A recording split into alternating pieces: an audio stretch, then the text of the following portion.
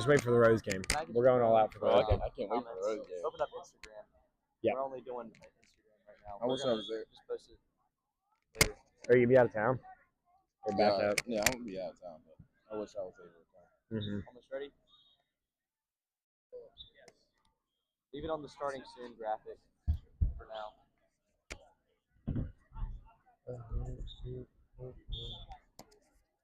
But yeah, Bracken texted me saying their second bus got hit by a semi truck. Now the validity of that, I don't know, but that'd be a crazy story if it did.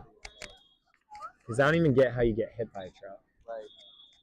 As a bus. Right.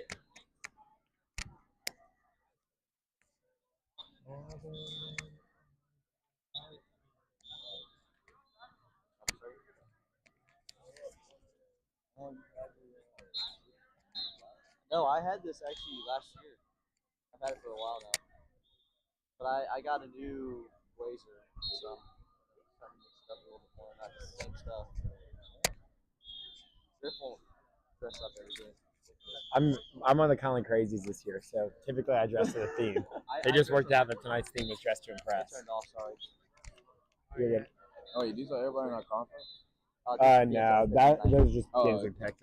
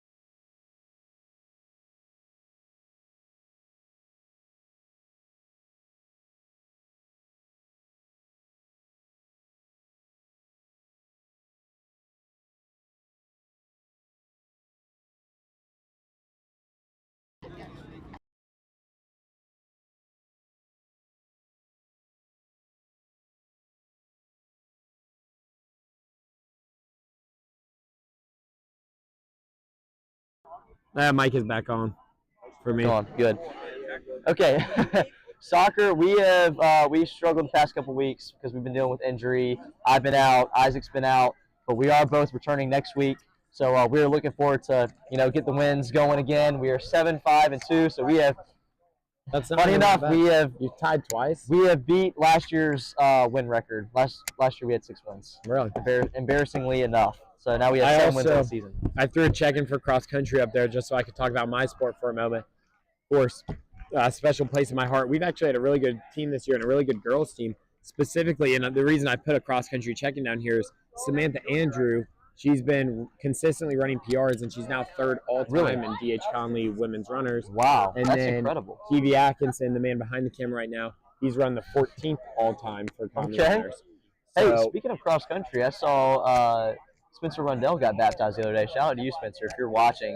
We love you, Spencer. yeah, We absolutely. also might be hearing a little something about something going on at Mount Olive. Mount Olive game day, perhaps. Stay tuned. We might have something going on over there. But yeah, so just big shout out to them, and we've honestly had a great team. And we're gonna go to Great American, which is a large meet in Raleigh tomorrow morning. Got to wake up at 4:50 for that, so we'll see how that goes. This is gonna be a late But night anyways, too, since we're starting at 7:30. Of course. But anyways, enough with other athletics. Let's get into why we're really here. Talk about football for us, Cole. Yes. So one thing that I wanted to mention that I wrote down here, Conley was founded in 1971. White Oak was founded and built in 1927. Like, Really? Can we even wrap our minds around how old their school is? Like, that's crazy to think about. And I mean, Conley's got an old building. I mean, you walk around, it looks like it's falling apart in some spots. So White Oak in 1927. Hopefully, they've had some renovations since then. Yes. So yeah, they've actually been in the same conference a couple of times throughout history. Starting off in 1981, they were in the same conference for a couple of years. Took a break. 89, they were in the same conference for about 7 or 8 years. Took a break. Back in the same conference 2009, 2012, and now here we are. Last time they played was 2012. Isaiah, I don't know. You probably don't know this, but the last time they played, I want you to guess what year that was.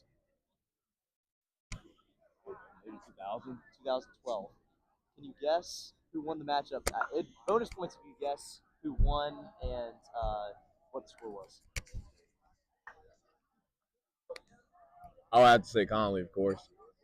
And then I'll give it 14-3. Well, here's your fun thing. The score for that was 63-7. 63-7. Conley had 63. White Oak had 7, and Conley did not win that game. They didn't win. It was read in as a forfeit, believe it or not. I don't know how it was a forfeit, but Conley managed to win 63-7. And forfeit game. Forfeited the game and lost. We have no clue how. We don't know if it was to penalties. I don't even know if that's a thing that they do. Genuinely have no ideas on what happened there. But dominant matchup just to put up a loss. Yeah. It makes 0 sense. Well, regardless, that was 2012. Regardless, Bella's fact checking us by the camera Conley right leads now. the overall series against White Oak, 9-7. Looking to make that 10-7 tonight. But let's go ahead and move on to the stats for White Oak. Yeah, White Oak is 4-1, and obviously that's a great record. Their one loss was to Northside Jacksonville. That's 35-16 that they lost, and they beat Kinston 32-26. And I assume we put that down there just because Kinston has a pretty good team this year. They are not so great. Never South mind. Central beat them first game of the season, I believe. And Northside Jacksonville, they're not typically all that great. Last year, I think Conley won 42-13 or something like that. It was some obscure score. So I'm curious to see what's going to happen tonight. From what I've been told, and just looking at the stats in general, they run a triple option offense, and that can be very difficult to stop on defense. So we will see how that plays out on defense. Now, was triple option what was run at the Farmville game? I think I remember one of the coaches saying that the reason that they played Farmville and scheduled that game was so they could experience running a triple option. Obviously, Conley did lose that game. Heartbreaking because they put up so many points just to lose. I do remember that. So I'll be very interested to see how that experience from that Farmville game translates to the game they have here tonight. And I think we did see a little bit of a mix of triple option for the Aiden Griffin game as Really? well. But let's take a look at the impact players for White Oak. Montez Ortez Jimenez, he's a senior, he's a running back. He's got 89 carries. He's got 596 rushing yards, which is really good for 5 games. He's 60th in the state in rush yards. He's got 3 touchdowns. But the funny part is that he doesn't even lead the team in rushing yards. Really? And Who does? That is actually the quarterback that leads the team in rushing yards, which kind of shows that they are more of a triple option. offense. 383 yards. That's That's passing. passing. Oh, Uh, 596 yards rushing. Yes, but so technically they're tied in rush yards, but he has more rush touchdowns. So that means he's the rushing leader. He's got 5 touchdowns compared to Tez's 3 touchdowns. Of course. So on the defense side of the ball, Brody Lombard, he's a linebacker, he's a senior. He's got 45 total tackles. That's 9.0 tackles a game on average. He's got 8 of those as a tackle for a loss. He's got 4 sacks on the season. So that pretty much wraps up White Oak's stats. So we'll move on to Conley's stats. Now I'm going to interject here, Cole. I forgot to, in my making of the script, I accidentally left out a review of the last game, so I want to give that really quick. That is also true. We did miss that. Yeah, so before we talk about Conley's stats, the last game that Conley played was against Aiden Griffin. I wish I had the score here. I apologize for that. 42 to 14, I believe. 42 to 14. Dominant play by Conley, but it didn't always seem that way. Of course, the first play of the game was a muffed return, immediately scooped up for a touchdown for Aiden Griffin, and honestly, we thought all hope was lost. And then they just went for 2 as well to make it 8-0. right, and then just dominant performance. Why Aiden Griffin struggled to score the rest of the game, Yes. and it really was just Conley had that game. And how about this for a stat? There were 5 total turnovers by the Chargers. 4 of those were fumble recoveries by the Viking defense, and so it just really showed that Vikings defense is shit this year. Absolutely. And so that's going to be an interesting matchup going against this triple option tonight. We'll see how that plays out. Now their record is different, is a little lower than White Oak. They're only 3-2, but they have a lot of notable wins. One of those being Northeastern, who's been a really good team this year as well. Yes. Now, Cole, do you want to go ahead and take their impact players for us? Yeah, so this is actually the same as the Aiden Griffin game. We got our guy Elijah Taft. He's the running back. He's got most of the carries this year, 66 carries for 453 rushing yards. He's got 3 touchdowns, and he's averaging about 90.6 yards a game. And he actually has 3 games where he's rushed for over 100 yards. So Really? That's really good, very impactful there. Of course. He's a cool guy. I like him. He is I pretty like good. talking to I him. thought he was going to advance to the homecoming court. Really? To the final round, but he did not. Thank you. He did not advance to the final round. Our other impact player, of course, week after week, we say this every time, Landon Basilano. He's always taking care of things on the defensive side of the ball. He's a senior. He's a linebacker. You know his name. 52 tackles on the year so far. That's an average of 10.4 tackles a game. Wow. 3 of those were for a loss, tackles for a loss. He's got 1.5 sacks, and he has 2 passes defended, or it can also mean pass breakups. Yeah, absolutely. Then the other stats we put down, of course, we mentioned Samari as always. He's the quarterback senior this year. He's gone 65 completions on 125 attempts, 656 yards, 3 to 5 touchdown to interception ratio, 177 rush yards, and 4 rushing touchdowns. So overall, some good play from him. And then Dallas Carmen, 39 total tackles, averaging 7.8 tackles a game, 3 tackles for loss, 1 interception. What is it? 1 forced fumble. I'm assuming that's what the FF is. 2 fumble recoveries and 1 blocked field goal. Yes, and he actually had one of those recoveries last game. When was the blocked field goal? I think that might have been against Gardner. Now I think about it, Really? I don't remember seeing a blocked field goal in the games that I've been to. The Gardner game was the only game that I have not been to. But yes, he was actually our player of the game against Aiden Griffin, Dallas Carmen. He gets everything done on the defense side of the ball. You might be mistaken because he's a little bit shorter, but man, he flies around the field and makes all the plays. He blocked a field goal. But yeah, that's about it for our Connolly stats. Now we have our interview with Isaiah. He's been so gracious as to come out again. He always comes through when you need him. This is the 3rd time that we've had him on, but this is probably the most official one that we've had you on, because we had you on for the South Central game. That was at South. Then we had you on for the Rose basketball game. So now here you are for the official football. This is our official one. So yeah, Isaiah, we've just got a few questions written up here. We're going to go through them. You're welcome to share any and all of your thoughts that you have. And then the first one, just very simple, because I was curious on it myself. How long have you been in college now? I've been in college for, say, year and 3/4 so far. Yeah. Because you left early from Conley, you graduated a little bit early to go on to Rutgers. So what is your official class now? I'm a sophomore academically, and then sports-wise, athletic-wise, I'm a redshirt freshman. Interesting. Wow. Okay, so you got a lot of eligibility left on you. Interesting. Yeah, absolutely. Now, I put down here just because, Cole and I, obviously, we're not ever going to play college football. What has training been like? Training's been an everyday process mostly. I mean, every day you're just working out, trying to get better, whether your craft or rehab your body every day. Yeah, and then just how has it been different going from Conley and high school football to Rutgers at the collegiate level? Oh yeah, very different. I mean, at the college level, you have more stuff to use, more resources like rehab sources like ice tub, hot tub. You got massage people that be there would help you out. That's pretty elite. Have a lot of rehab stuff to do. That you got a lot of trainers and a lot of people that are there in the college level that can help you out. Yeah, I was gonna say, and that sounds I wonderful. wish we had hot tubs. Nah, hot tub would be really nice after my run, Cole. Cole, you want to take the next question for us, number 3? So, what has been the biggest culture shock for you going to New Jersey? It's a northern state. You're from the South.